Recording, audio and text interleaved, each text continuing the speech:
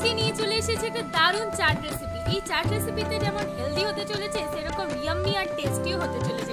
তার জন্য নিয়ে নিয়েছি ওভারনাইট সোক করা ছোলা এবং গোটা মুগ।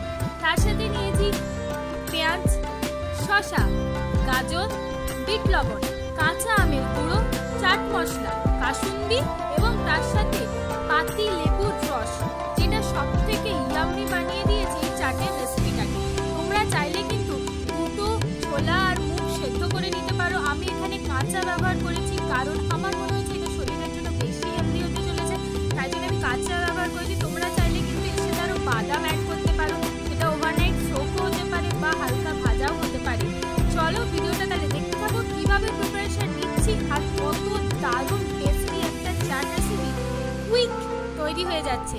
আর যারা এখন আমার চ্যানেল সাবস্ক্রাইব করনি, যাও এক্ষুনি গিয়ে সাবস্ক্রাইব বাটনটা ক্লিক করে এসো। দেখা হবে তোমাদের সাথে পরবর্তী একটা নতুন ভিডিওতে। আর ভিডিওটা শেষ অবধি দেখতে থাকো কিন্তু।